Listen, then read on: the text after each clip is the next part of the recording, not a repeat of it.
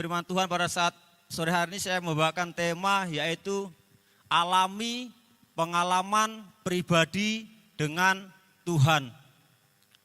Alami pengalaman pribadi dengan Tuhan.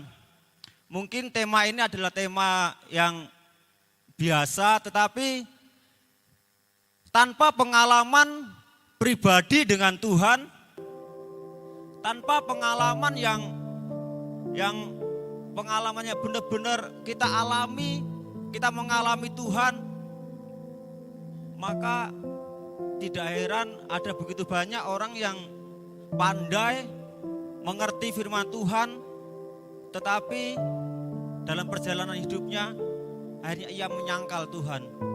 Karena ia hanya mengenal Tuhan hanya secara logika, mengenal Tuhan hanya secara dari segi bahwa pengenalan dari pengalaman-pengalaman orang lain, tetapi dirinya sendiri tidak pernah mengalami Tuhan secara pribadi. Dan sebelum kita masuk lebih jauh, saya selalu teringat di dalam Kejadian pasal yang kedua, ayat yang ke-7. Di sana kita melihat bahwa manusia itu dibentuk dari debu dan tanah.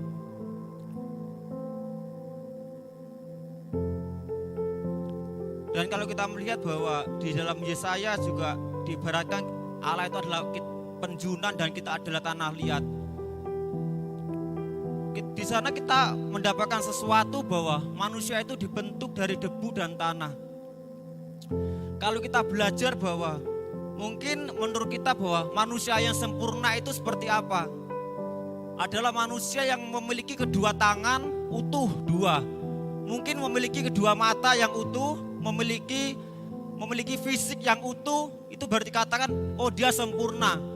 Jika ada manusia yang kehilangan satu tangan atau kehilangan fisik hal yang lain, dikatakan bahwa manusia itu cacat, dia tidak sempurna. Tapi kalau kita belajar bahwa ketika manusia sudah dibentuk oleh Tuhan sedemikian rupa, kedua tangan, kedua kaki, semua komplit. Tetapi kalau kita belajar bahwa manusia itu belum sempurna. Mengapa manusia belum sempurna?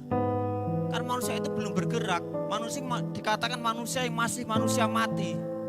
Tapi dikatakan di sana bahwa ketika Allah menghembuskan nafasnya, maka manusia itu menjadi manusia yang hidup. Manusia itu menjadi manusia yang mempunyai berkesempatan untuk menjadi manusia yang mempunyai keinginan untuk melakukan kehendak ini dan itu, untuk melakukan sesuatu. Tapi kalau kita belajar bahwa ada satu kata bahwa ketika Allah menghembuskan nafas, kalau kita belajar bahwa nafas itu adalah tanda kehidupan. Nafas itu adalah tanda seseorang masih bernyawa. Ketika seseorang masih memiliki nafas, maka dinyatakan bahwa manusia itu adalah dia masih hidup. Tetapi ketika nafas itu tidak ada, maka manusia itu dikatakan dia adalah manusia yang sudah mati. Apa yang bisa kita tarik dari kesimpulan ini? Nafas berbicara tentang nyawa seseorang. Berarti yang kita tarik kesimpulan dari ini bahwa Allah mempercayakan nafasnya, atau ekstrimnya Allah mempercayakan nyawanya dalam diri kita.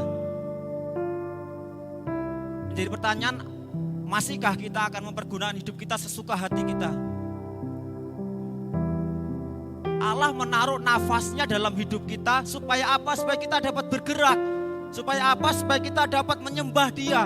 Supaya apa? Supaya kita dapat mempermuliakan Tuhan.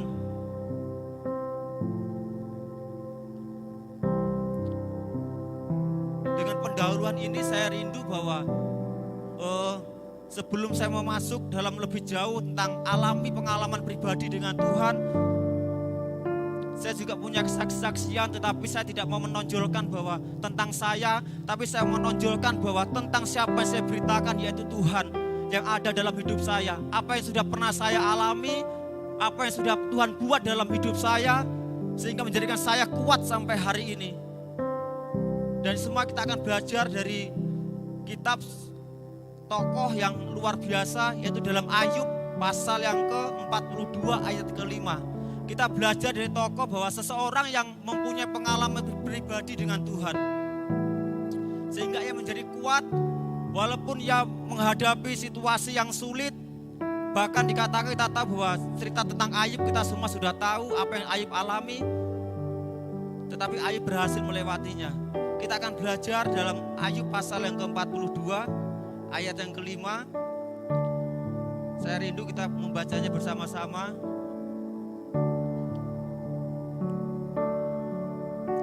Sekali lagi Ayub pasal yang ke-42 ayat yang ke-5, kita baca dalam hitungan ketiga. 1, 2, 3, mulai. Hanya dari kata orang saja aku mendengar tentang engkau, tetapi sekarang mataku sendiri memandang engkau.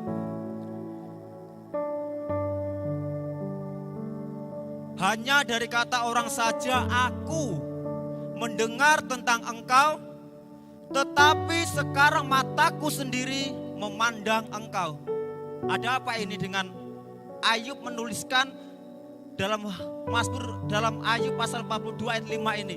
Kalau kita belajar, ketika kita membuka dalam backgroundnya Ayub, dalam Ayub pasal yang pertama, selalu dikatakan bahwa Ayub adalah orang yang saleh, Ayub adalah orang yang jujur, Ayub adalah orang yang takut akan Tuhan, dan Ayub adalah orang yang menjauhi kejahatan. Maka tidak heran bahwa Ayub dinyatakan bahwa Ayub adalah seorang yang terkaya pada zamannya, di daerahnya. Dan kalau kita berbicara kesempurnaan, Ayub memiliki seorang istri, Ayub memiliki seorang anak laki-laki perempuan. Bahkan Ayub dikatakan, saya kalau merenungkan bahwa Ayub sudah memiliki paket komplit yang sempurna. Tetapi mengapa bahwa ayat 5 ini Ayub berkata bahwa selama ini aku hanya mendengar Tuhan tentang Tuhan dari kata orang. Kalau saya merenungkan bahwa mungkin Ayub dilahirkan dari seorang ayah dan ibu itu pasti, dan Ayub memiliki seorang kakek atau buyut, dan dari generasi ke generasi, saya percaya bahwa dari setiap orang-orang tua yang Ayub kenal, yang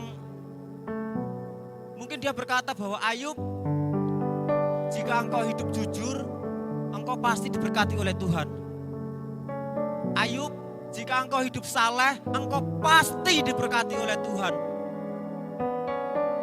Jika engkau hidup takut akan Tuhan, engkau pasti diberkati oleh Tuhan. Dan jika engkau hidup menjauhi kejahatan, engkau pasti diberkati oleh Tuhan. Dan maka tidak heran Ayub diberkati oleh Tuhan, karena Ayub melakukan 4 hal ini. Tetapi mengapa bahwa hanya dari kata orang saja aku mendengar tentang engkau? Berarti dalam pasal 1 ini Ayub belum mengalami Tuhan secara pribadi. Ayub hanya mendengar tentang orang, tetapi Ayub melakukannya. Maka ketika saya merenungkan ayat ini, saya terheran bahwa Tuhan, engkau begitu luar biasa. Tuhan ingin mengajarkan kepada Ayub bahwa Ayub, yang kau alami aku bukan hanya dengan kata orang. Selama ini mungkin kita mendengar bahwa ada teman kita yang sakit disembuhkan, itu kata orang. Teman kita mengalami pergumulan dan dia mengalami jawaban, itu kata orang, kata dia. Saya bertanya, apakah kita sudah mengalami Tuhan secara pribadi? Nanti kita akan belajar lebih jauh bahwa mengapa pentingnya untuk kita mengalami pengalaman pribadi dengan Tuhan.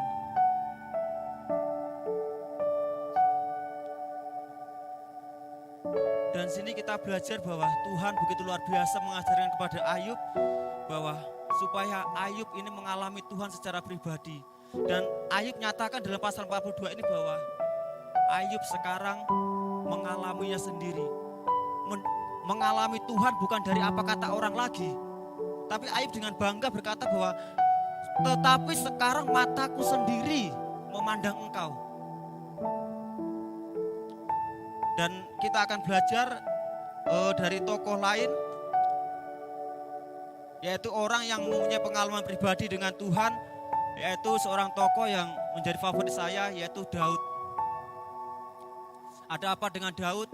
Kita akan belajar bahwa pengalaman apa yang dialami oleh Daud sehingga kita tahu bahwa Daud menjadi orang yang sangat kuat.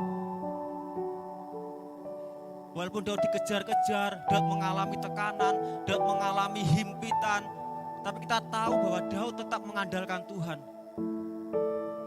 Daud tidak pernah berpaling meminta pertolongan dari orang lain. Dia selalu tetap mengandalkan Tuhan. Daud selalu tetap percaya menaruh pengharapannya kepada Tuhan. Itu semua bukan karena hal apa, tapi pengalaman dia dengan Tuhan secara pribadi. Dan saya juga akan rindu tentang pesan-pesan ini bahwa Daud ketika pada masa tuanya, bahkan dikatakan dalam 1 Tawarik pasal 28 ayat 9, saya dikatakan bahwa pesan terakhir Daud tahu bahwa Daud usianya sudah lanjut, dia sudah tua, dan Daud tahu bahwa manusia itu pasti akan meninggal.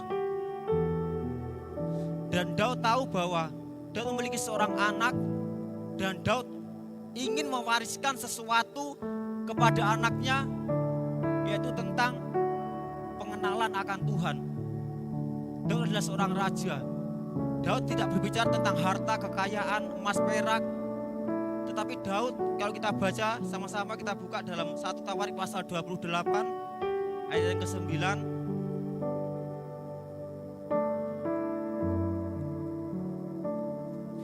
1 Tawarik pasal yang ke-28 ayat yang ke-9. Hari kita akan menggali tentang Daud. Kita akan mencari tahu siapa itu Daud dan pengalaman-pengalaman apa yang Daud alami sehingga dia menjadi orang yang sangat kuat di dalam Tuhan. 1 Tawarik pasal yang ke-28 ayat yang ke-9. Saya akan bacakan, Bapak Ibu Saudara semua menyimak. Sekali lagi 1 Tawarik pasal 28 ayat ke-9, begini bunyi firman Tuhan. Dan engkau anakku Salomo, kenallah Allahnya ayahmu dan beribadahlah kepadanya dengan tulus ikhlas dan dengan rela hati, sebab Tuhan menyelidiki segala hati dan mengerti segala niat dan cita-cita. Jika engkau mencari Dia, maka Ia berkenan ditemui olehmu. Tetapi jika engkau meninggalkan Dia, maka Ia akan membuang engkau untuk selama-lamanya. Garis bawahi, jika engkau meninggalkan Dia, maka Tuhan tidak segan-segan untuk membuang engkau. Jika kita mencari Tuhan, Tuhan berkenan untuk ditemui. Garis bawahi, tetapi ketika kita mencoba-coba kita untuk mau meninggalkan Tuhan, maka Tuhan juga tidak segan-segan untuk membuang kita.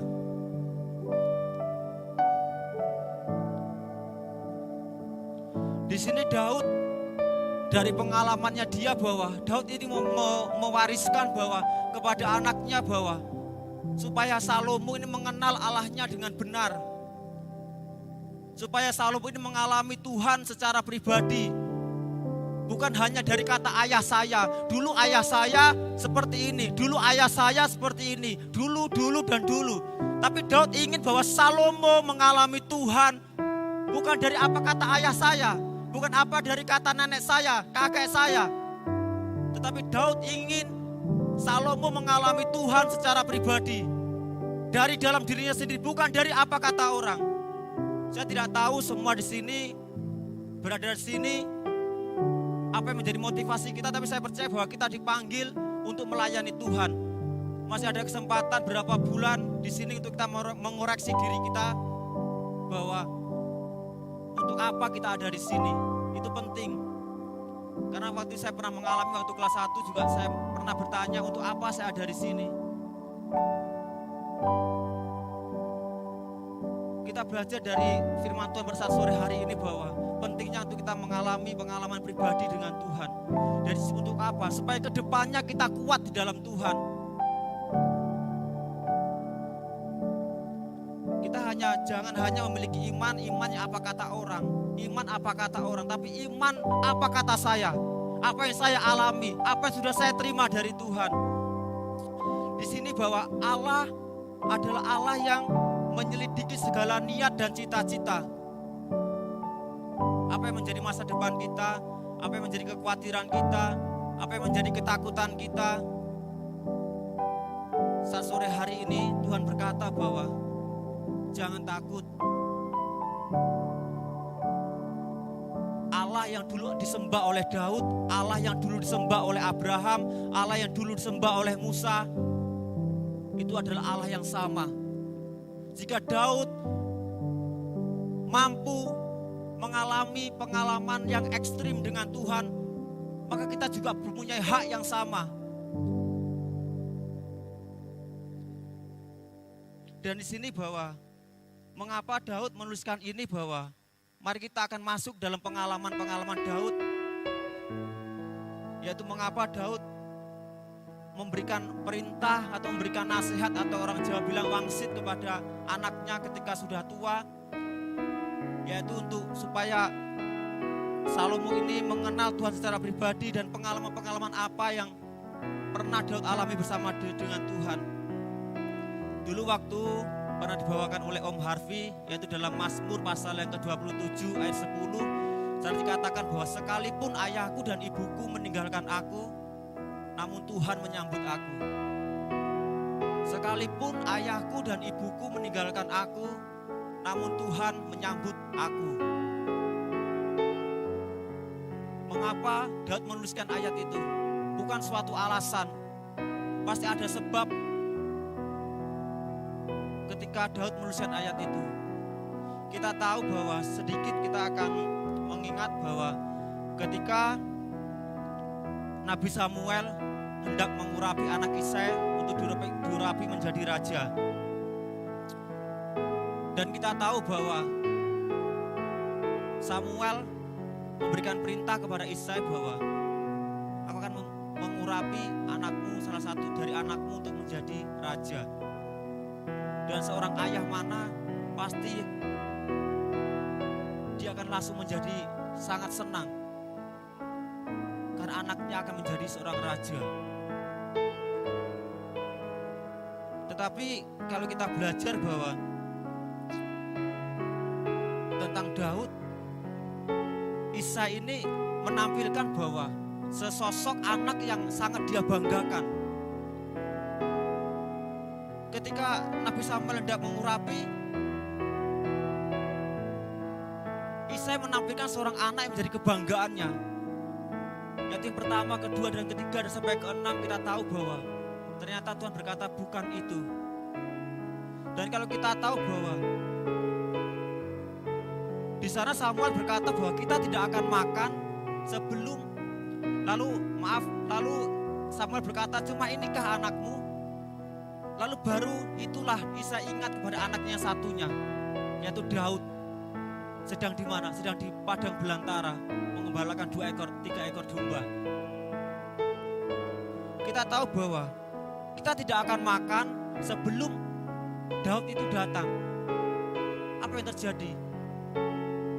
Kita melihat bahwa di situ ada hidangan makanan. Kalau kita melihat bahwa itu pasti Isai memberikan masakan yang terbaik. Mungkin lembu yang sangat tambun yang dia sembeli, dan memberikan hidangan makanan yang sangat pasti yang terbaik yang dia hidangkan.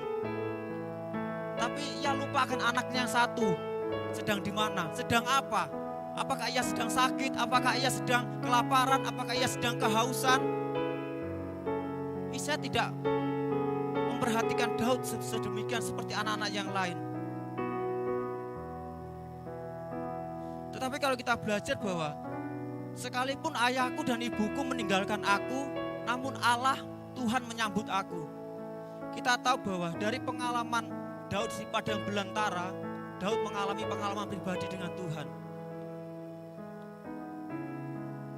Kalau saya merenungkan bahwa Daud sebenarnya punya hak untuk dia kecewa sama ayahnya.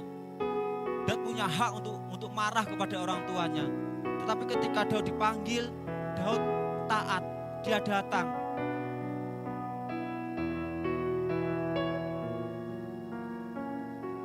Dan di dalam padang belantara itulah Daud mengalami pengalaman pribadi dengan Tuhan. Nanti kita akan lebih jauh untuk kita masuk menggali tentang Daud ini, bahwa pengalaman apa yang Daud dapatkan bersama dengan Tuhan. Ketika kalau kita tahu bahwa Daud adalah, saya catat kalau saya merenungkan bahwa Daud adalah seorang yang tidak diperhitungkan oleh ayahnya. Karena pada waktu itu mengapa kalau saya merenungkan bahwa pendidikan tertinggi atau kebanggaan seorang ayah pada zaman itu adalah ketika anaknya bisa menjadi seorang prajurit. Dan kalau kita tahu bahwa seorang prajurit itu pasti mempunyai kriteria yang sempurna, dari tinggi badannya, dari tegap badannya, dari berisi badannya. Kita tahu bahwa seorang tentara ketika menjadi tentara melalui tes. Dan begitu juga dengan Daud, bahwa Daud tidak memiliki syarat untuk menjadi seorang prajurit. Maka dari itu wajar bahwa Daud tidak diperhitungkan oleh ayahnya. Dan yang kedua, bahwa ketika Daud, kalau kita belajar dalam 1 Samuel pasal 17, yang kedua bahwa ketika Daud melihat bahwa ketika orang Israel berhadapan dengan Goliat, kita tahu bahwa orang Israel menjadi tawar hati. Orang Israel menjadi ketakutan. Bahkan dikatakan kocar kacir, mereka bersembunyi karena mereka takut untuk menghadapi Goliat. Dan bahkan Saul pun juga mengalami ketakutan. Tetapi ketika Daud melihat kejadian itu, apa yang dilakukan Daud? Daud menghadap kepada Saul. Izinkanlah aku untuk menghadapi dia. Siapakah dia yang berani menentang barisan Allah yang hidup? Daud tidak tawar hati. Tetapi apa yang dikatakan, yang dilakukan oleh Saul? Daud mendapatkan sekali lagi penolakan. Daud mendapatkan sekali lagi tidak diperhitungkan. Mungkin kalau bahasa sekarang, kamu ini siapa? Kamu masih anak kecil. Kamu ini siapa? Kamu masih pengerja. Kamu ini siapa? Saul berkata bahwa Goliat itu dari sejak masa mudanya sudah terlatih untuk menjadi prajurit. Sedangkan kamu ini siapa? Tetapi pada akhirnya Daud berkata bahwa aku biasa. Ketika 2-3 ekor domba yang aku gembalakan, itu ada serigala, ada singa yang mau menerkam dia. Aku berhasil membunuhnya. Aku biasa. Dan Daud berkata bahwa Allah yang sama yang waktu itu menolong saya, Allah yang sama yang sekarang ini pasti akan menolong saya. Jika Allah yang waktu itu menolong saya dan mampu melepaskan saya dari cakar singa dan beruang, maka Allah yang saat ini juga adalah Allah yang sama. Allah yang sama yang akan mampu melepaskan saya dari Goliat. Ketika Daud mengalami situasi seperti itu, Daud tidak mundur sejengkal pun. Karena apa? Ini tadi pentingnya untuk kita mengalami pengalaman pribadi dengan Tuhan. Untuk keadaan seperti ini, ketika kita menghadapi situasi yang sulit, kita tidak akan mundur. Karena kita tahu bahwa Allah sudah menolong saya waktu itu, Allah juga akan menolong saya pada waktu ini. Itulah pengalaman, pentingnya pengalaman pribadi dengan Tuhan. Dan juga kalau kita melihat pengalaman-pengalaman pribadi dengan Sadrak, Mesak, dan Abednego, kita tahu bahwa ketika ia juga diperhadapkan dengan dapur api yang menyala-nyala, kalau saya merenungkan bahwa itu bukan sebuah ancaman, tetapi dapur api yang sudah berada di depan, dan Sadrak, Mesak sudah berhadapkan dengan sesuatu itu. Mungkin kalau sedang diancam bahwa kalau kamu tidak mau menyembah patung yang Nebukadnezar dirikan itu, kamu akan dicampakkan ke dalam api. Tapi ini tidak seperti itu. Dapur api sudah menyala. Tapi mengapa Sadrak, Mesak tidak mundur? Saya percaya bahwa walaupun tidak ditulis secara perinci dalam Daniel pasal 3 ayat 17-18 itu, bahwa Sadrak, Mesak, dan Abednego pernah mengalami pengalaman pribadi dengan Tuhan. Sehingga ketika diperhadapkan dengan dapur api, ia tidak mundur sejengkal pun. Karena ia tahu bahwa dulu Allah menolong saya. Sekarang juga Allah pasti akan menolong saya. Dan ekstrimnya, sekalipun Allah yang saya sembah tidak menolong saya tidak akan mengingkari iman saya. Saya tidak akan mundur dari pelayanan saya. Walaupun pergumulan-pergumulan saya hadapi, saya tidak akan mundur dari pengalaman saya. Dari pelayanan saya, karena saya sudah mengalami pengalaman pribadi dengan Tuhan. Dan saya akan mempercepat sedikit dan juga kita akan belajar dari kisah Paulus. Tokoh perjanjian baru yang luar biasa yang kita pelajari di kelas 2. Selalu mengorek-orek tentang Paulus. Bagaimana pengalaman Paulus, bagaimana pertobatan Paulus, kita semua sudah tahu. Ketika Paulus mengalami perjumpaan pribadi dengan Tuhan, Paulus menjadi orang yang sangat luar biasa, menjadi seorang rasul yang ekstrim. Bahkan kalau kita belajar, kita buka dalam kamus paling belakang, kita melihat bahwa lebih dari 25 kota, list lebih dari 25 kota Paulus yang kunjungi dari kota satu ke kota kedua dan ketiga keempat. Kalau kita belajar dari satu ke kota yang kedua, itu bukan hal yang mudah. Paulus mengalami suatu tekanan, suatu penolakan, bahkan dikatakan bahwa kalau kita belajar, Paulus pernah mengalami dirajam batu, dan Paulus pernah mengalami karam kapal. Tetapi dalam Roma pasal 8 ayat 35, ia berkata bahwa tidak ada yang dapat memisahkan saya dari kasih Kristus. Penindasan, penganiayaan, kecelakaan, ketelanjangan, bahaya, maut, pedang. Paulus dengan tegas bahwa tidak ada yang dapat memisahkan saya dengan kasih Kristus. Karena Paulus menyadari bahwa mengalami pengalaman pribadi dengan Tuhan, Paulus tahu siapa diri Paulus, dan Paulus tahu bahwa apa yang akan dia dapat, apa yang akan dia terima. Maka Paulus rela dan menderita. Bahkan dia berkata bahwa aku senang dan rela menderita untuk Tuhan. Dan kita tahu bahwa pada akhirnya Paulus, yaitu pada abad 67, Paulus itu dipenggal kepalanya oleh Kaisar Nero, dan Paulus tidak mengingkari imannya.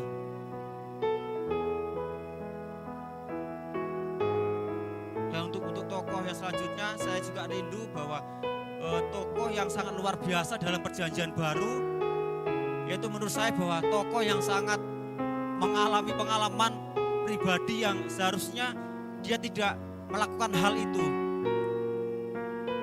yaitu Yohanes Pembaptis. Ada apa dengan Yohanes Pembaptis? Kita akan buka dalam Injil Yohanes. Injil Yohanes pasal yang pertama ayat yang ke 32. Injil Yohanes pasal 1 ayat 32 saya bacakan. Dan Yohanes memberi kesaksian, katanya, aku telah melihat roh turun dari langit seperti merpati dan ia tinggal di atasnya. Dalam kitab Matius, Markus, Lukas juga nanti semua bisa belajar bahwa menggali tentang siapa ini Yohanes Pembaptis dan pengalaman apa yang dia alami bersama dengan Tuhan. Jadi katakan bahwa Yohanes memberi kesaksian, katanya aku telah melihat roh turun dari langit. Kalau kita belajar dari Yohanes Pembaptis bahwa ketika kemarin kita sudah memperingati, bahkan ini masih dalam suasana Natal, bahwa ketika Yohanes Pembaptis dan Yesus bersama-sama masih berada dalam kandungan. Kalau kita belajar dari cerita itu bahwa Maria mengunjungi Elisabeth, yaitu ibu dari Yohanes Pembaptis. Sana dikatakan bahwa ketika Maria datang, Elisabeth berkata bahwa bayi dalam kandunganku melonjak-lonjak kegirangan. Yohanes Pembaptis tahu bahwa siapa itu yang datang. Walaupun ia belum melihat dunia, tapi ia tahu siapa itu yang datang. Bahkan Elisabeth berkata, bayi dalam kandunganku melonjak-lonjak kegirangan karena kedatangan Yesus. Dan yang kedua, pengalaman apa yang dialami Yohanes Pembaptis, bahwa Yohanes Pembaptis ketika ia membaptiskan Yesus, saat dikatakan bahwa langit terbuka, ada roh turun seperti burung merpati dan pribadi Yesus. Apa yang kita lihat yang kita dapat simpulkan dari kejadian ini? Yohanes Pembaptis menyaksikan Tritunggal Allah. Di situ ada oknum Allah Bapa, Allah Anak, dan Allah Roh Kudus.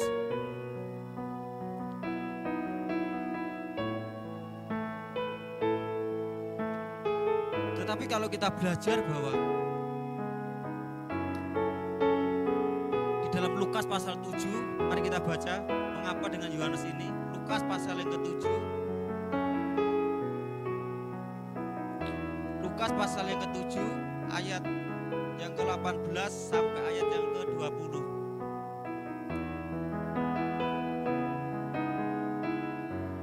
Lukas pasal yang ke-7 ayat 18 sampai 20. Saya akan bacakan sekali lagi. Lukas pasal yang ke-7 ayat 18 sampai ayat yang ke-20.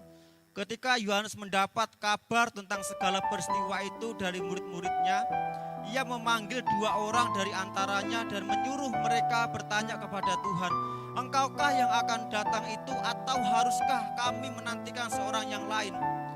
Ketika kedua orang itu sampai kepada Yesus, mereka berkata, "Yohanes Pembaptis menyuruh kami bertanya kepadamu, engkaukah yang akan datang itu atau haruskah aku menantikan seorang yang lain?"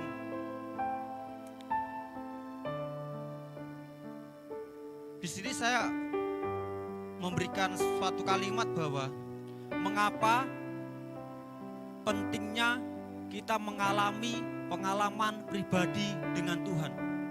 Sekali lagi, mengapa pentingnya, begitu pentingnya untuk kita mengalami pengalaman pribadi dengan Tuhan. Kalau kita belajar dari Daud, tadi tokoh Daud, Sadrak Mesak Abednego yang mengalami pengalaman pribadi dengan Tuhan sehingga membuatnya kuat. Tetapi kali ini mengapa pentingnya untuk kita mengalami pengalaman pribadi dengan Tuhan? Kita tahu apa yang dialami oleh Yohanes Pembaptis. Dengan mata kepala sendiri ia melihat, menyaksikan Allah Tritunggal. Tetapi kenapa dalam Lukas pasal 7 ayat 8 ini Yohanes Pembaptis ketika di dalam kejadian ini adalah ketika ia di dalam penjara. Ketika Yohanes Pembaptis di dalam penjara, mungkin ia berkata bahwa kok Yesus tidak mengunjungi aku ya? Aku loh yang sudah membaptis Yesus. Aku loh yang sudah membuka jalan bagi Yesus. Aku loh, dan aku loh. Kita belajar tentang aku. Aku loh selama ini, aku yang sudah membaptis Yesus. Aku loh yang sudah membuka jalan bagi Yesus. Tapi kok aku di penjara, Yesus gak mengunjungi aku ya? Kenapa kok aku berada dalam penjara ya? Mengapa aku berada di tempat ini ya? Padahal aku sudah melakukan sesuatu yang membuka jalan, melakukan sesuatu yang pelayanan dengan maksimal. Saya memberikan pelayanan saya dengan maksimal. Tapi kenapa kok saya berada dalam penjara? Karena pada waktu itu Yohanes Pembaptis fokusnya bukan kepada Tuhan lagi. Bukan kepada pelayanan anak domba itu. Dia fokus kepada penjaranya, bukan kepada Tuhannya.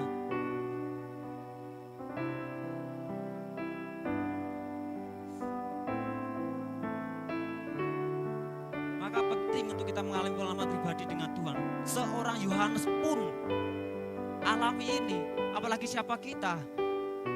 Pengalaman kita dibandingkan dengan Yohanes ini tidak ada apa-apanya. Tapi Yohanes Pembaptis ini, dia bisa sampai melakukan hal ini. Bisa-bisanya dia mengutus muridnya untuk datang kepada Yesus. Engkaukah Mesias itu atau haruskah aku menunggu yang lain? Menunggu Mesias yang lain? Penting untuk kita mengalami pengalaman pribadi dengan Tuhan. Pentingnya untuk kita mengalami pengalaman pribadi dengan Tuhan itu setiap hari saya tambahkan. Bukan mengapa kita harus mengalami pengalaman pribadi dengan Tuhan. Bukan cukup sampai di situ. tetapi mengalami pengalaman pribadi dengan Tuhan setiap hari, setiap detik, setiap waktu, alami pengalaman pribadi dengan Tuhan. Kalau kita hanya cukup sampai di kejadian itu, mungkin saya pernah saksikan sedikit bahwa ketika saya mau praktek waktu itu, saya rindu untuk menyerah sekolah sebenarnya, tapi waktu gembala saya yang di Denpasar, Om Marjuli, meminta saya untuk pulang. Tapi ketika saya mempercepat bahwa ketika waktu itu adik Stefanus tiba-tiba bilang bahwa sis bantu pelayanan di Ngunut, gembala minta dan saya ingin kamu. Waktu itu saya mau tidur bahwa terngiang-ngiang dalam pikiran saya, Ngunut, saya cerita. Lalu Stefanus bilang doa. Saya doa tepat di audit waktu itu siswa bagian sebelah sini. Dan saya doa, saya hanya punya satu kata, Tuhan, kalau Tuhan izinkan aku di Ngunut, beri saya tanda dasi warna pink. Di sini ada Banjar, satu kamar saya. Saya minta dengan Tuhan, karena saya nggak mau melangkah hanya dari keinginan saya, tapi saya mau melangkah apa kata Tuhan. Dan tepat 7:30 pagi ketika formulir dibagikan waktu itu karena corona, dan 7:30 pagi ada orang yang membawa kresek hitam kepada saya, dan saya buka dasi warna pink. Disitulah saya praktek ke tempat Ngunut, dan ternyata Tuhan tidak salah menempatkan saya di Ngunut. Saya dari 65 hingga saya masuk ke 68, dan puji Tuhan saya dapat menyelesaikan praktek saya. Tetapi pertanyaan, apakah saya cukup dengan pengalaman itu? Ada begitu banyak hal, pengalaman-pengalaman yang pernah saya terima di sekolah Alkitab di SAB ini. Saya dulu juga pernah mengalami situasi yang pernah Om Ferry saksikan, saya juga pernah mengalami. Ketika itu saya tidak tahu kepada siapa lagi saya berharap. Dan ketika itu saya juga pernah mandi pakai sabun, saya ngambil dari ruang makan, sabun toilet yang kecil, selama 3 hari, saya mandi pakai itu, bahkan sikat gigi saya pakai itu, terpaksa saya lakukan. Ketika saya sudah tidak tahan, malam saya berdoa, Tuhan, apakah ini Tuhan? Saya menyerah, saya mengangkat tangan.